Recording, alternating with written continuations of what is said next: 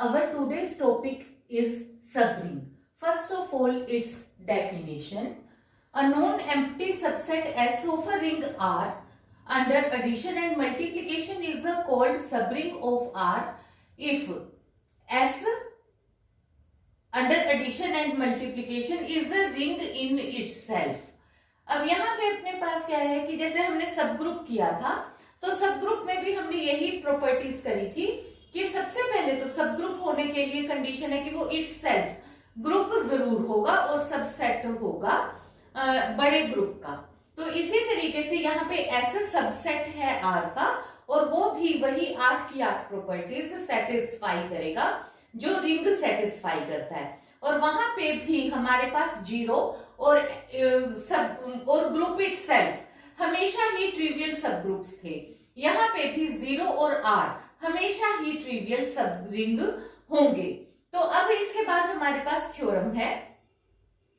Theorem में हमने prove करना है कि let R be a ring and S be a non empty subset of R, a necessary and sufficient condition that S is a subring of R is for all AB belongs to S implies that। तो यहाँ दो conditions हमें दी हुई है कि A minus B and A into B should also belongs to S। तो necessary and sufficient है, तो हम दो पार्ट्स प्रूव करेंगे। सबसे पहले हमने एक कंडीशन कंसीडर कर ली कि S सबरिंग है R का, और हम ये प्रूव करेंगे कि A minus B and A into B भी बिलोंग करता है S के अंदर। अब देखो, क्योंकि हमारे को पता है कि जो भी सब रिंग है वो अबीलियन यानी कि वो रिंग है, और रिंग है तो वो अबीलियन सब ग्रुप की सारी कंडीशंस सेटिस्फाई करता है, यानी कि ऐसे सब ग्रुप है। और सब ग्रुप में क्या होता है, क्लोजर प्रॉपर्टी भी एग्जिस्ट करती है, इनवर्स भी एग्जिस्ट करता है।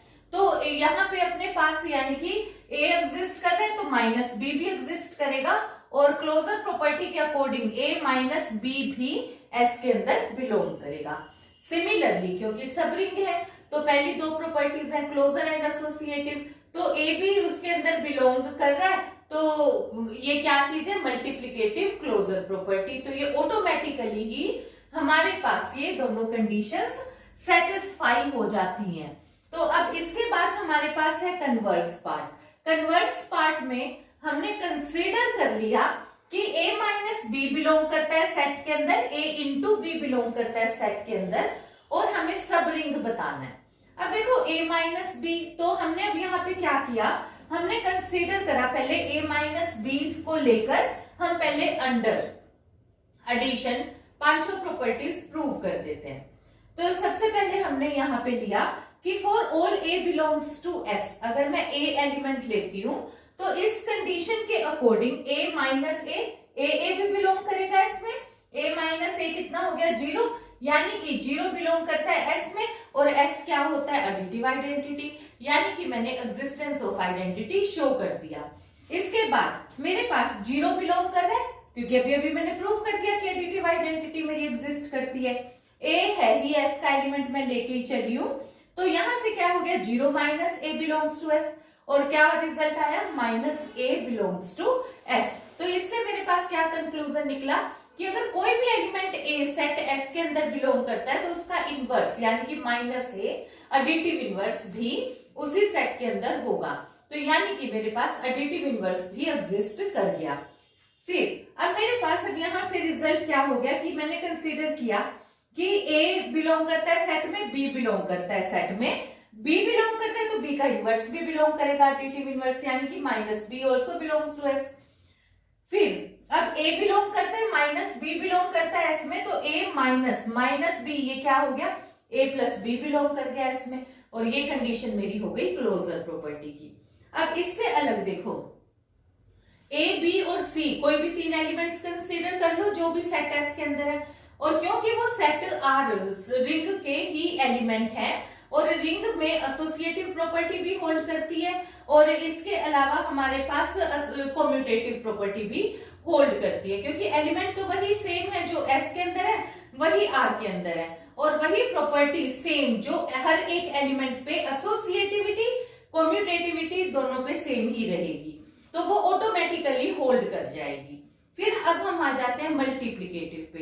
देखो मल्टीप्लिकेटिव क्लोजर प्रॉपर्टी तो हमें दी ही हुई है कि ए भी बिलोंग करता है एस में, और बिल्कुल इसी तरीके से क्योंकि ये जो एलिमेंट्स हैं, एलिमेंट्स किसके हैं, ऑब्वियसली रिंग आर के हैं। रिंग आर मल्टीप्लिकेटिव एसोसिएटिव भी है, तो सेकंड प्रॉपर्टी भी होल्ड हो गई। अब इसी तरीके से डिस्ट्रीब्यूटिव प्रॉपर्टी भी ऑटोमेटिकली वेरीफाइड है, हमें अलग से कुछ भी सोल्व करने की जरूरत नहीं है। तो इससे हमारे पास सारी 8 की 8 प्रॉपर्टीज हमने वेरीफाई कर दी या लिख दी, एक्सप्लेन कर दिया कि किस वजह से कोई ऑटोमेटिकली सेटिस्फाई कर रही है, और इनवर्स आइडेंटिटी, इनवर्स और क्लोजर प्रॉपर्टी हमने शो कर दी। तो इसके बाद हमारे पास क्या हो गया, तो इसका मतलब S इटसेल्फ एक रिंग बन गया, क्योंकि S सबसेट है R का, तो इसलिए वो सब रिंग हो गया R का। In this theorem, we have to prove that intersection of family of subrings of a ring R is the subring of R. इसके लिए हमने क्या किया, हमने ले लिया let R be a ring and S1, S2 up to so on Sn be subrings of R. अब क्योंकि वो सारे के सारे हमारे पास सबरिंग्स हैं, तो उनकी इंटरसेक्शन 100% रिंग R में ही कंटेन करेगी, क्योंकि हर एक एलिमेंट इंटरसेक्शन का जो कॉमन है वो तो R के अंदर तो होगा ही होगा, तो ये ऑब्वियसली हमारे पास रिजल्ट इसके अंदर कंटेन करता है। अब हमने यहां से क्या ले लिया, क्योंकि हर एक सब रिंग के अंदर मिनिमम 0 एडिटिव आइडेंटिटी है, वो तो एग्जिस्ट कर ही कर रही है, तो 0 तो हर SI के अंदर बिलोंग कर रहा है, यानी कि इंटरसेक्शन में भी बिलोंग कर रहा है। तो इसका मतलब हमारे पास हो गया कि जो इंटरसेक्शन ऑफ सब रिंग्स है, जिसको हमने intersection I running from 1 to n SI ऐसे करके रिप्रेजेंट किया है, ये एम्प्टी नहीं है। अब ये क्योंकि नॉन एम्प्टी है, तो हम मोर देन 1 एलिमेंट ले सकते हैं, तो हमने इसके अंदर 2 एलिमेंट्स कंसीडर कर लिए। Let us consider XY belongs to intersection I running from 1 to SI। अगर इंटरसेक्शन में है तो यानी कि ईच एंड एवरी SI के बीच में ये पॉइंट एग्जिस्ट करते हैं। अब ये हर एक SI में है, तो SI के सबरिंग है, और सबरिंग होने की वजह से ये X माइनस वाई एंड XY बिलोंग करेंगे ही ईच SI के अंदर, क्योंकि ये तो हमारे पास इसका सबरिंग की डेफिनेशन के अकॉर्डिंग हर एक X माइनस वाई और X इंटू वाई बिलोंग करेंगे ईच SI में। अब क्योंकि ईच SI में बिलोंग कर रहे हैं, तो इंटरसेक्शन में भी बिलोंग कर जाएंगे, तो फिर इंटरसेक्शन में एग्जिस्ट कर गया ये 2 पॉइंट, तो फिर से इंटरसेक्शन मेरे पास क्या आ गई, सबरिंग ऑफ R, और यही मुझे प्रूव करना था। अब देखो इसके बाद अपने पास है यूनियन। अब जो यूनियन है, जैसे हमने इंटरसेक्शन किया, तो जो union of 2 subrings need not be a subring. For example हमारे पास जैसे अगर हम एक Z लेते हैं, Z जो है इंटीजर्स, सेट ऑफ इंटीजर्स है, और ये हमारे पास हमने कहा है कि रिंग की सारी प्रॉपर्टीज सेटिस्फाई करता है। तो यहाँ पे द यूनियन ऑफ, हमने एक तो इसके 2 सबरिंग्स ले लिए 2Z and 3Z, subring of Z consider कर लिए, क्लियर है ना। तो इसमें अपने पास हो गया 2Z यूनियन 3Z, हमने यहाँ पे टेबल बना के शो कर दिया। इसके अंदर देखो सारे 2 के मल्टीपल्स आ गए और फिर सारे 3 के मल्टीपल्स आएंगे।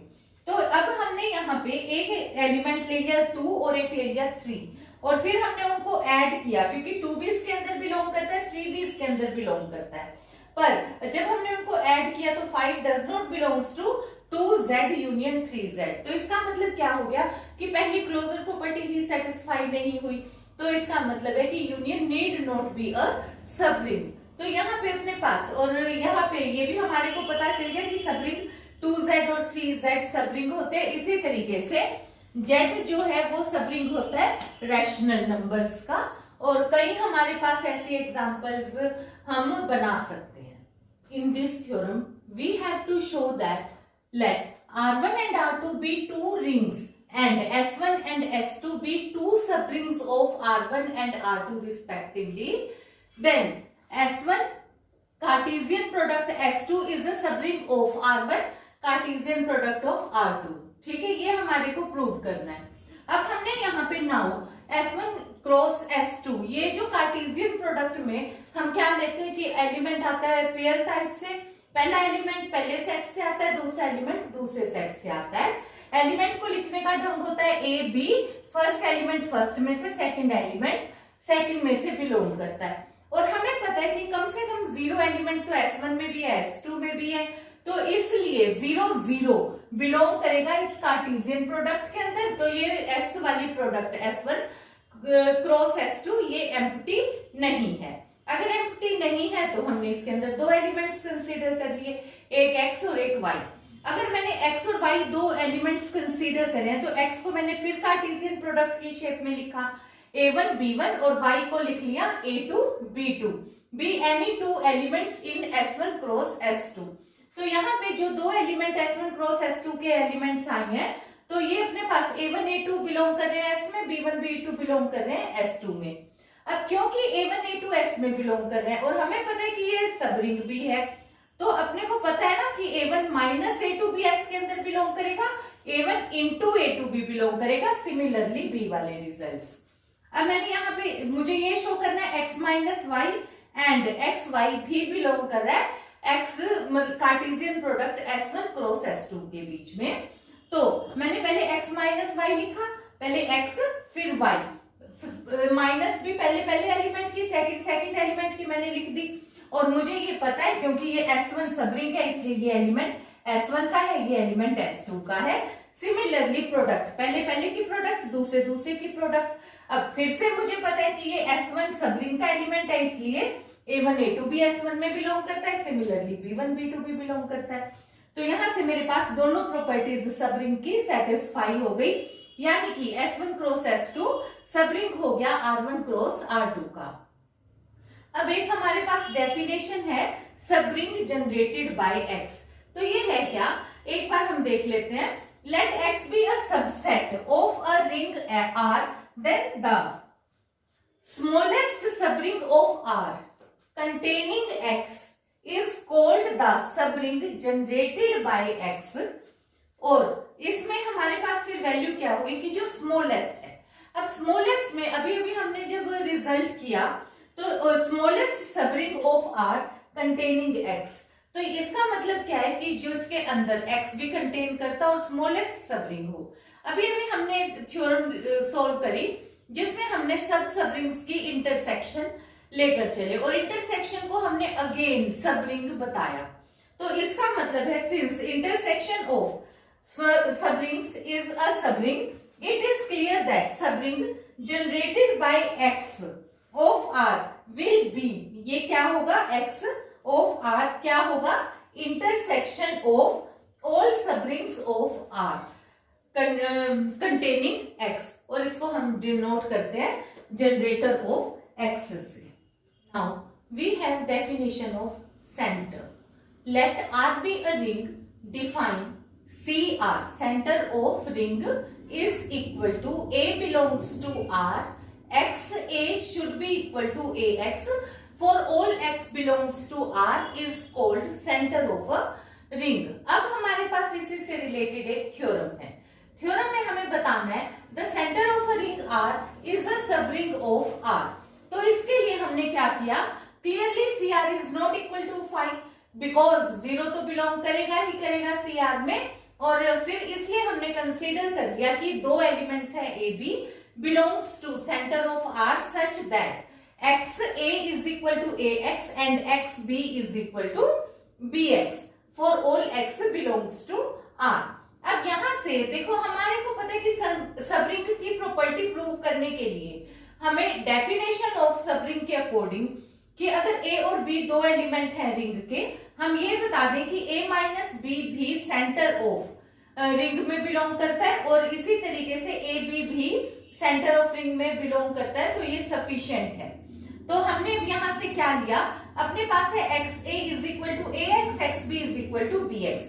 मैंने इन दोनों को सब्ट्रैक्ट कर दिया, तो देखो XA में से XB सब्ट्रैक्ट हो गया, इधर AX में से BX सब्ट्रैक्ट हो गया। तो यहाँ पे जब मैंने X कॉमन निकाल दिया तो यहाँ पे रिजल्ट क्या आ गया, X into A minus B, यहाँ आ गया A minus B into X. इधर से फिर मेरे पास रिजल्ट क्या हो गया, यानी कि ये तो फिर से वही प्रॉपर्टी हो गई ये सेंटर ऑफ रिंग वाली। तो इसका मतलब ये जो एलिमेंट है a माइनस बी, ये किसके अंदर बिलोंग करता है, सी आर के अंदर। अब फिर मोर ओवर, अब हमारे पास क्या है कि हमने ले लिया x इंटू ए भी ले लिया। मुझे पता है x इन ए किसके बराबर है, a x के बराबर है। Instead of x a write down a x, फिर x b किसके बराबर है, b x, x b की जगह मैंने लिख दिया b x। तो यहां से मेरे पास क्या आ गया, x into A B is equal to A B into X. तो ये रिजल्ट मेरे पास क्या हो गया कि ए बी भी सेंटर ऑफ आर में बिलोंग कर गया, यानी कि दोनों की दोनों प्रॉपर्टीज सब रिंग वाली सेटिस्फाई हो गई, इसलिए सी आर भी सब रिंग है आर का। In this theorem let R be a division ring, then we have to prove that centre of ring C R of R is a field. ये हमारे को प्रूव करना है। अब देखो, क्योंकि अपने को पता है कि सी आर एक कम्यूटेटिव रिंग है, सब रिंग ऑफ रिंग आर है, तो और इसके अलावा आर हमारे पास डिवीजन रिंग है। तो इस डिवीजन रिंग का मतलब क्या हुआ कि हर एक एलिमेंट का इनवर्स एग्जिस्ट करता है। इनवर्स एग्जिस्ट करता है तो इसका मतलब ये हो गया U U inverse is equal to identity, यानी कि वन, मतलब R is a ring with unity. तो अपने पास अब यहाँ पे क्या हो गया, इसका मतलब कि one into X is equal to X is equal to X into one for all X belongs to R. तो इसका मतलब है कि जो ये वन एलिमेंट है वो सेंटर ऑफ रिंग के अंदर भी बिलोंग करता है। तो यहाँ पे अपने पास जो रिजल्ट हमारे पास, क्योंकि आर डिवीजन रिंग के अंदर था और डिवीजन रिंग के अंदर वन होता है, तो वन हमने सी आर के अंदर भी प्रूव कर दिया। अब देखो सी आर जो है सेंटर ऑफ रिंग, ये तो हम प्रूव कर ही चुके हैं लास्ट में कि ये सब रिंग होता है। अब सब रिंग है तो यानी कि रिंग है, रिंग में अपने पास हमने अपने को प्रूव करना है फील्ड है। सब रिंग में हम कितनी रिंग के लिए हम कितनी प्रॉपर्टी, आज तो हमें पता ही है कि सॉल्व हो गई। नौवीं आइडेंटिटी एलिमेंट भी प्रूव हो गया। 10वीं ये अपने पास कम्यूटेटिव, पता ही है कि कम्यूटेटिव है। तो अब अपने पास जो मेन प्रॉपर्टी रह गई वो रह गई इनवर्स। तो इनवर्स के लिए अब हमारे पास जो वैल्यू है, तो 10 in order to show that C R is a field we need only to show that every non-zero element of CR has multiplicative inverse in CR। तो मैंने कंसीडर कर लिया कि x एक एलिमेंट है जो जीरो नहीं है और वो CR के अंदर बिलोंग करता है। CR किसका एलिमेंट है, वो तो ऑब्वियसली R के अंदर का एलिमेंट है। तो यानी कि हर एक एलिमेंट x वो R के अंदर भी बिलोंग करता है जो CR के अंदर है। अब क्योंकि R डिवीजन रिंग है तो हर एक एलिमेंट, तो जो ये R अगर डिवीजन रिंग है तो यानी कि R के अंदर जो भी एलिमेंट है वो इन्वर्टिबल है, तो यानी कि R इनवर्स भी बिलोंग करता है R के अंदर।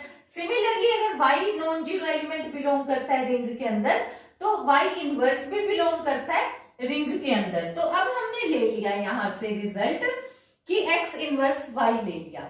अब जो इनवर्स है, इनवर्स में रिवर्सल ला लगता है।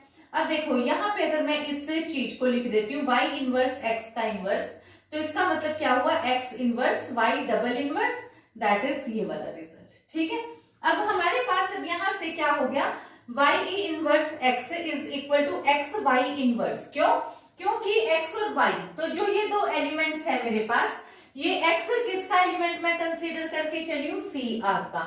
सी आर का एलिमेंट होने की वजह से y inverse x, y inverse कोई भी एलिमेंट है r का, तो वो उसके साथ y inverse x will be equal to X Y inverse, ये कम्यूटेटिव उसके साथ होगा।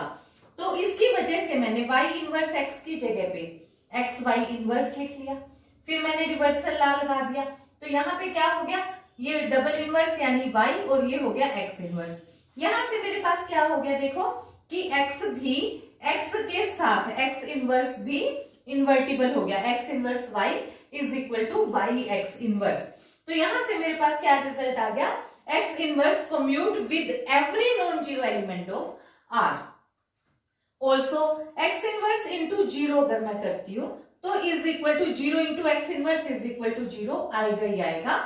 इसका मतलब क्या हुआ कि कोई भी अगर मेरे पास यहाँ पे x inverse z is equal to z x inverse होगा हर एक एलिमेंट के लिए जो भी x R के अंदर बिलोंग करता है, तो इसका मतलब मेरे पास हो गया कि x इनवर्स जो है वो सेंटर ऑफ रिंग का एक पॉइंट है। तो सी आर अपने पास से, इसका मतलब क्या हो गया, क्योंकि इनवर्स हर एक एलिमेंट का इनवर्स एग्जिस्ट कर गया, तो सी आर मेरे पास क्या हो गया, डिवीजन रिंग भी हो गया, और डिवीजन रिंग है और कॉम्यूटेटिव हम डिस्कस कर ही चुके हैं कि कॉम्यूटेटिव है ही, और इसलिए ये सी आर जो है ये फिल्ड भी हो गया. So that is all for today's lecture. Thank you.